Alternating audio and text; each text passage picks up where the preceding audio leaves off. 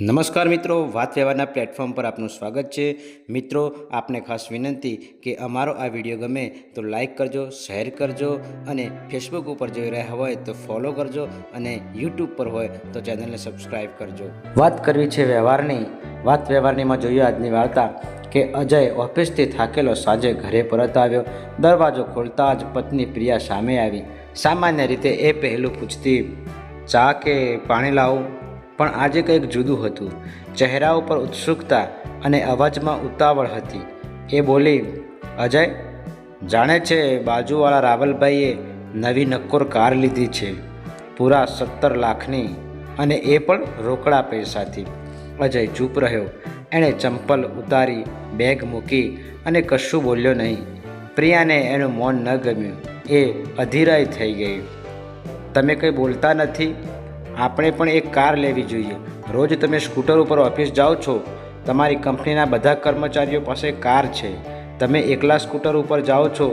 મને સારું નથી લાગતું। લોકો શું કહે છે ખબર છે? તમારી પત્નીને કેટલી શરમ થાય છે એનો વિચાર આવે છે?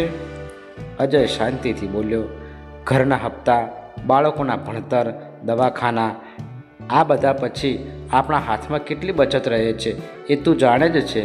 પાછળ પણ આ ખર્ચો વધવાનો છે। અત્યારે કાર લેવી શક્ય નથી।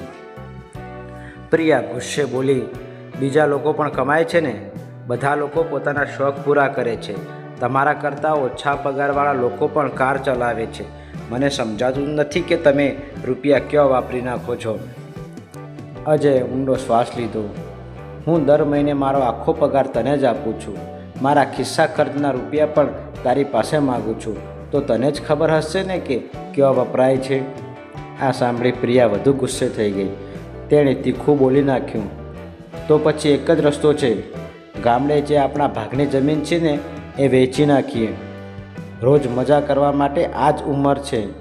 મરી ગયા પછી એ જમીન કોના કામની? કાલે જ જઈએ અને સોદો કરી આવીએ। અજય દંગ રહી ગયો। જમીન વેચવાનો વિચાર એને કદી આવ્યો જ નહોતો, પરંતુ પ્રિયાના આગ્રહ સામે એ ચૂપ થઈ ગયો। અંતે એણે ધીમેથી કહ્યું, બરાબર, જો તારી એવી જ ઈચ્છા છે તો કાલે ગામડે જઈએ, પણ તું પણ સાથે આવશે ને? પ્રિયા તરત જ હા પાડી દીધી। એણે આખી શેરીમાં જાહેર કરી દીધું, અમુક દિવસમાં અજયભાઈ કાર લાવવાના છે। સવાર પડતાં જ અજય અને પ્રિયા ગામડે નીકળ્યા। બસમાંથી જતાં જતાં અજયની આંખો બહારના ખેતરો ઉપર અટકી ગઈ।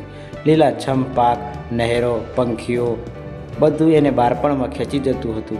એણે પિતાને યાદ કર્યા, કેવી રીતે એ ખેતરમાં સાથે દોડતો, માટી સાથે રમતો, વરસાદી પાણીમાં છપછપ કરતો।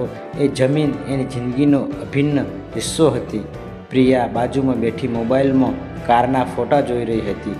એની આંખોમાં માત્ર એક જ સ્વપ્ન હતું, નવી કાર, નવું ગૌરવ। ગામડે પહોંચતો જ કમલ, અજયનો ભાઈ, દોડતો આવ્યો। અરે ભાઈ, તમે અચાનક? એમ કહીને એણે ઉષ્માભેર આવકાર્યો। ભત્રીજાઓ ખુશીમાં ચીસો પાડી દોડ્યા આવ્યા। કાકા આવ્યા, કાકા આવ્યા। ઘરના આંગણામાં સૌ બેઠા। ચા આવી, વાતો શરૂ થઈ। કમલને લાગ્યું કે ભાઈ કોઈ ખાસ કામથી આવ્યો છે। એણે પૂછ્યું, ભાઈ, વાત શું છે?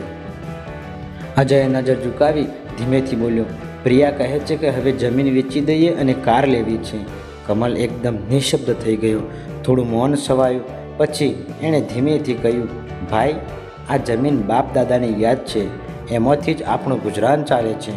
જો આ જમીન વેચી નાખીશું તો આપણું શું?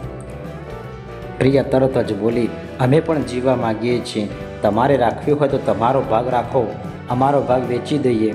અમને પણ લોકો સામે ગૌરવથી જીવવું છે।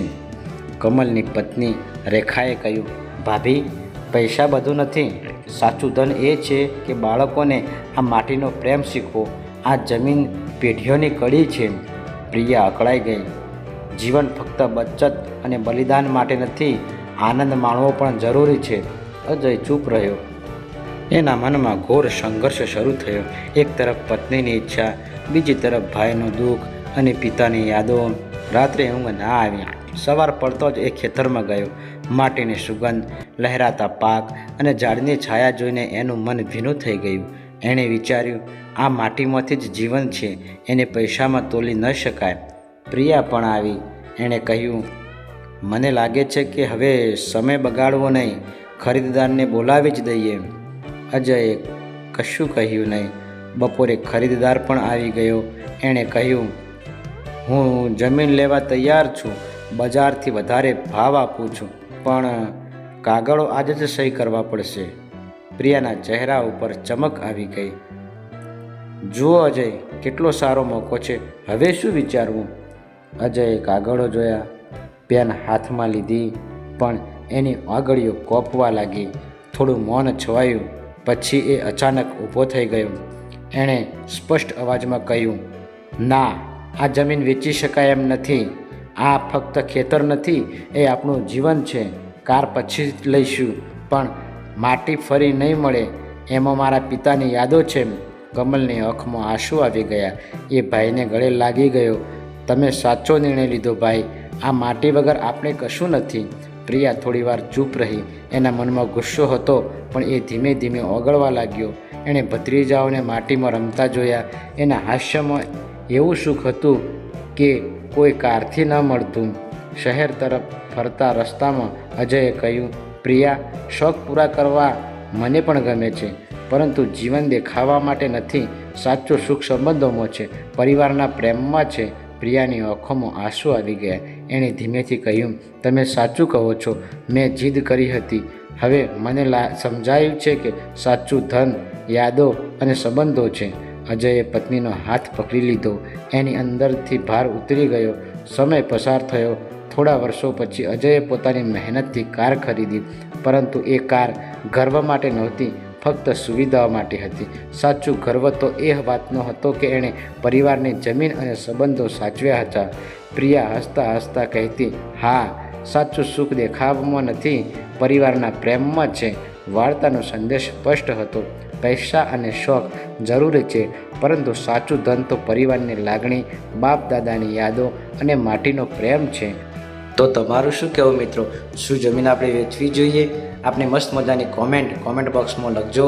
અને વિડીયો ગમ્યો હોય તો લાઈક કરજો, શેર કરજો. યુટ્યુબ પર હોય તો સબસ્ક્રાઈબ કરજો, અને ફેસબુક ઉપર જોતા હોય તો પેજને ફોલો કરજો. મળીશું એક નવા વિડીયો સાથે. ત્યાં સુધી જય માતાજી.